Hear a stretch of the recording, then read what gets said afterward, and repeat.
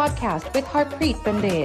ਤੁਸੀਂ ਸੁਣ ਰਹੇ ਹੋ ਹਰ ਪੋਡਕਾਸਟ ਹਰਪ੍ਰੀਤ ਪੰਡੇਰ ਦੇ ਨਾਲ।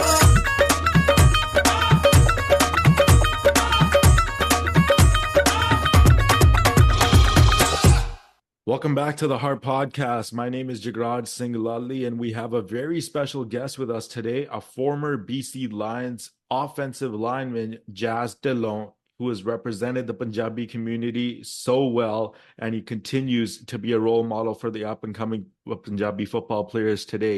Jas, how's it going? It's going great, man. Thank you for having me back on the show. Appreciate the opportunities, and I love talking football with you guys. For sure. We appreciate you joining us as well. So just right off the top, what were some of the highlights and challenges of your time playing with the Lions? You know what? The highlights, man, I don't even know where to start. The fact that I even got the opportunity to come and sign with the Lions was a huge, huge deal. And then, being able to be a part of that team and, help and contribute in the ways that I was able to was the highlight, man. My whole time here, I didn't complain for a second. And I mean, your experience as an offensive lineman, I know you told me before off here, you told me it was one of the hardest positions to play because you gotta, have that sort of sense of leadership. But how did your experience playing the offensive line shape your approach in teamwork and leadership? Like I said to you before, I'm obviously being biased as an offensive lineman, but, in my opinion, it's one of the most difficult positions in all of sports. We play with our back to the objective of the game, which is the ball.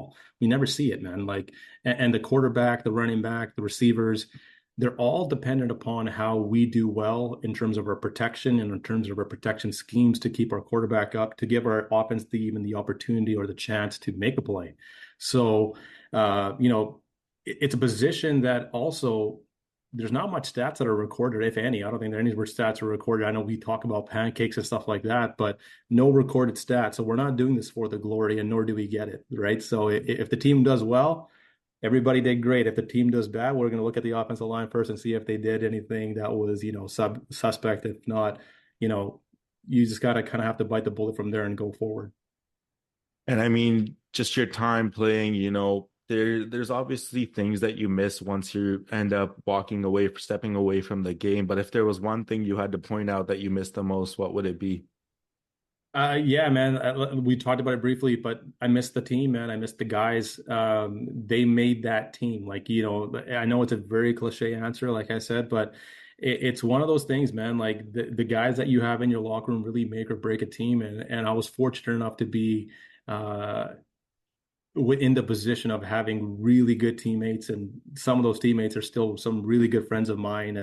And those are the people that I miss the most, those memories that we had together in the locker room after practice, before games, on road trips when we were going to play whoever across Canada. Like those are the moments you miss. Like those were some of the fondest memories I have. And I mean, football comes with physical and mental demands. It's hard on an athlete as well. But, how did you deal with the physical and mental demands of being a professional athlete? You know what? With the physical, I think you kind of already know what you signed up for when you go into football. Like, it's a physical aspect of a physical sport, sorry. And, there's going to be things that are attributed to that, such as injuries and all that kind of stuff. When it comes to like the mental aspect was also one of those things that you just kind of had to develop with, man. Like it's always tough to sometimes put yourself in a position mentally where you're like, I know this, blah, blah, blah. You always have a little bit of fear. And a lot of coaches told me that that little bit of fear, that's not a bad thing. That's actually a motivational factor because it makes you want to do better. It makes you want to not mess up or get somebody hurt or what have you, or mess up your assignments. So, for me, it was like, at the pro level, that really took the next step in terms of the preparation piece and how much went into preparation. So, yeah, it developed me both physically and mentally, man. The love of the game is a key that, keeps players motivated. It inspires them to keep on moving forward. But, what kept you motivated from, okay, I played this in university or college, obviously you played at UBC, to keep going forward and taking that next step in your career? You know what? I was fortunate enough at a younger age to be surrounded by individuals who had accomplished so much in this game. Guys like Jagraj, who actually helped trained me and coached me when I was coming up through high school. And even when I was at UBC, then you had guys like Will Loftus who ran Game Ready Fitness, who, had a contingent of off-season professional athletes that would come together, coupled with, university level athletes that would come and train together, and, everyone's kind of feeding off one another and, wanting to get to that next step. So for me, I was able and fortunate enough to be surrounded by those types of people. I surrounded myself around them, really. And, that helped me really elevate my game. And in terms of wanting to go pro, I think for me, it was one of those things that, it was a mission that I had sent out for myself from a very young age. I really wanted to see how far I can go, despite, being an underdog or undersized or whatever I was to coaches growing up. I really wanted to prove people wrong, and I really wanted to see this dream come true. And I was fortunate enough to make that happen. And I mean, you talk about having to step away from the game and, leaving this career behind you. How hard was it for you to walk away? Is very, very difficult. I mean, even now, it's emotionally draining to think about sometimes, because and I told my wife, and like my wife knows this, and the best way that I could say this is that, football really was my first true love. Like there was such a deep connection that I had with the game, like, and how much I had invested into the game in terms of my time, my energy, my body. It was all for football and all wanting to see how far I could push the limit. So the love for the game has always been there. It runs deep. It runs deep today. Yeah, and it was extremely difficult walking away, man. Very, very, very difficult. I think about it all the time. I wish I could still play, but we get older, things happen, life goes on, right? So Certainly seems like it's a fun time to be around the BC Lions right now. We saw the pregame show from 50 yeah, man. Cent during the home opener, and I Yeah, know you yeah. told me you were there. Just what was it like being there? A freaking blast, man. It was awesome. Like, Mr. Doman's doing an amazing job in terms of gearing this organization into the right direction, helping this organization grow with the new blood that he's injecting into it. Man, it was such a surreal moment to sit inside BC Play Stadium at max capacity for a home opener of no less, man. It was such an amazing moment. And man, it brought back a lot of memories. I know you'll agree with me on this one, but if we can get 50 Cent for the home opener, I think it's only a matter of time before we get Diljit Dosanjh ahead of a BC Lions game, eh? You know what? That would probably be the next step. Like he's a freaking phenomenal talent himself. Diljit's killing it in the game right now. I was at his concert earlier this year, and then I just saw him on Fallon the other night. So yeah, that would be the next step, I think. And Yeah. as we talk about, representing the Punjabi community, representing, what you stand for, your culture, Punjabi ਚ ਆਪਾਂ ਇਹਨੂੰ ਕਹਿੰਦੇ ਆ ਸੱਭਿਆਚਾਰ. What's it like putting on that Lions jersey and representing yourself and the Punjabi Sikh community? Man, I'm very proud to be Punjabi. I'm very proud to be Sikh, and to have the opportunity to go and put on the jersey for the home team and represent. It's like a feeling like no other, man. I can't describe it. Like, man, like how our community is, right?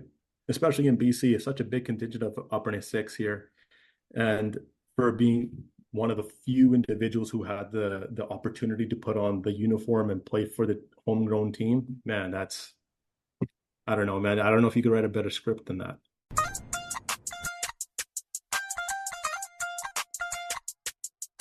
ਤੁਸੀਂ ਸੁਣ ਰਹੇ ਹੋ ਹਰ podcast Harpreet Pandher ਦੇ ਨਾਲ।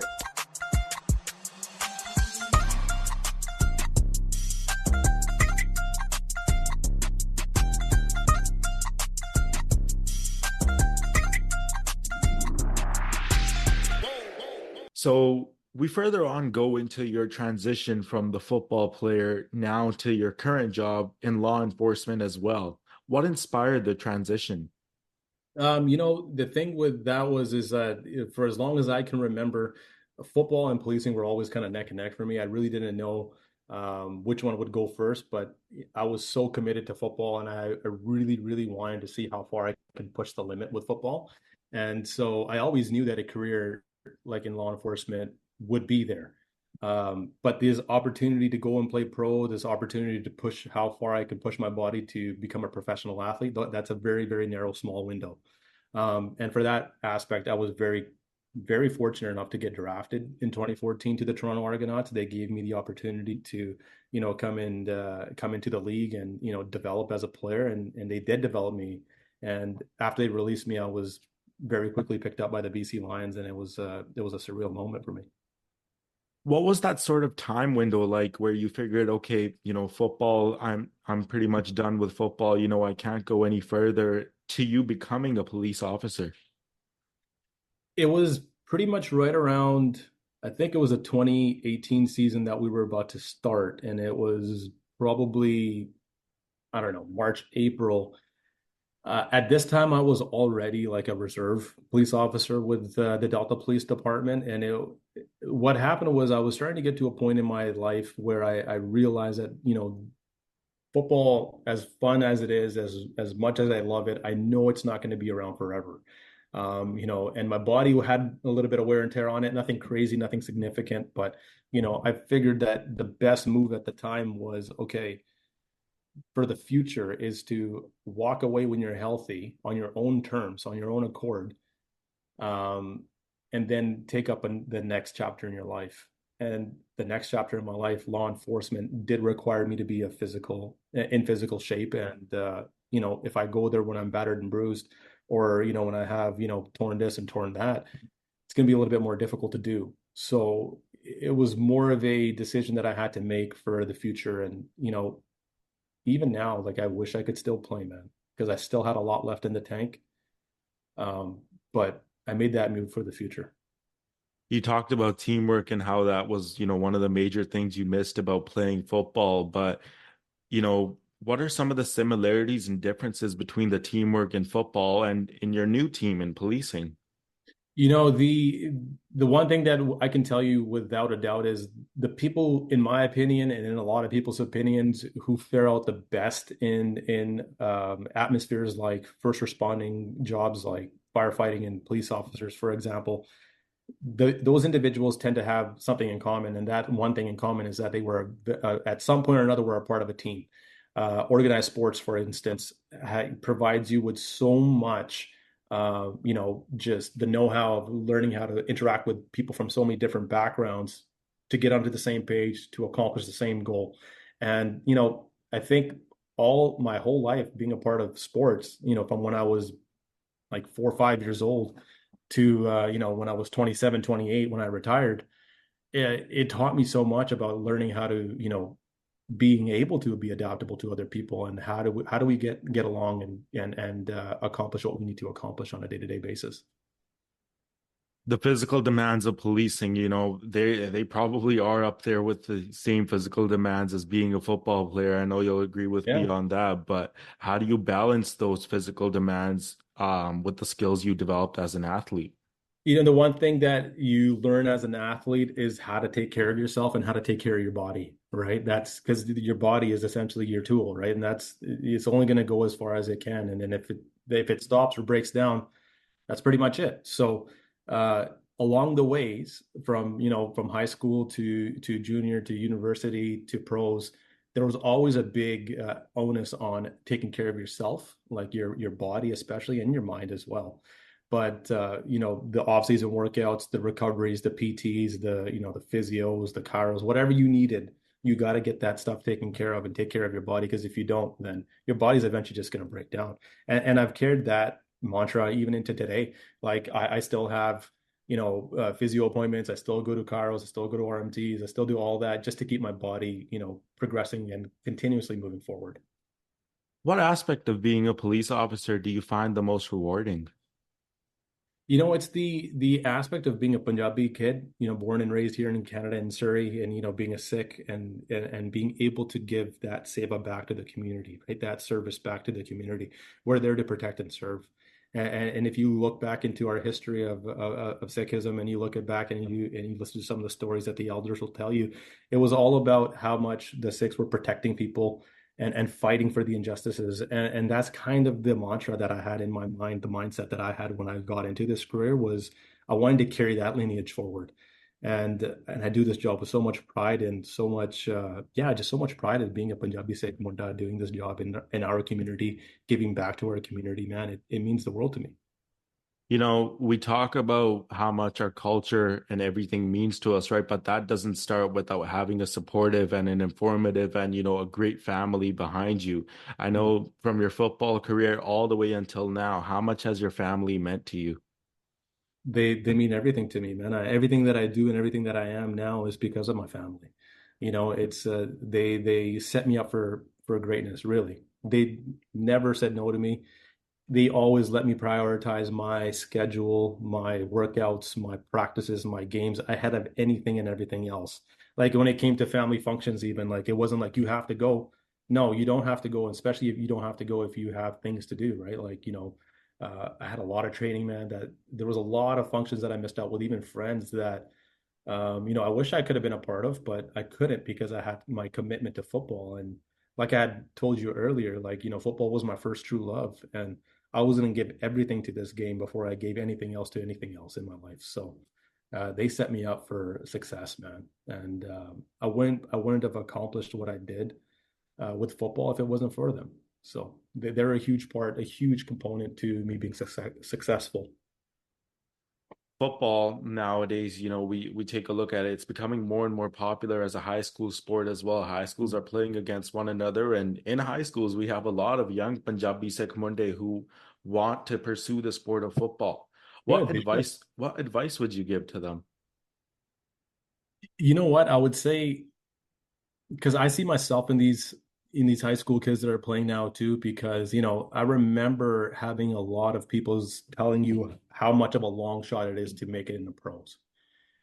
Okay, that's fine. It is a long shot, but that doesn't mean that just because it's a long shot, that doesn't mean that you can't make it happen. So my advice to them would be is if you really want to see yourself there, you need to start putting in that work and really tuning out a lot of the white noise. A lot of the white noise, what I'm talking about is the negative stuff that people will say like, hey, is it worth it? Or, hey, it's such a long shot or whatever. I used to hear it all the time. But even when I was at university, I used to hear it all the time. Like, hey, do you think you'll ever make it there? It was like, in my mind, I already knew that I was preparing myself for it. So my advice to these young guys playing the game today is that if you want it, put in the work and be dedicated to the craft, because as much as you are dedicated to the game and to making yourself better on a day-to-day basis, it's going to show in the long run. And if you want it, make it happen. If I could do it, and I know this is cliche, if I could do it, I legitimately believe that there's other individuals who had similar upbringings to Jas Dhillon that could make it happen. Jas, I appreciate you so much for joining us on the Heart Podcast today. We appreciate you so much, and we'd love to have you back anytime. Thank you, man. Thank you for having me so much. And again, dude, you guys are doing a phenomenal job of connecting the game with the upper community to the CFL. It's God's work, man. I appreciate you guys so much. No, thank you. And that was Jas Dhillon. Please make sure to like, subscribe, share, and we'll catch you on the next episode.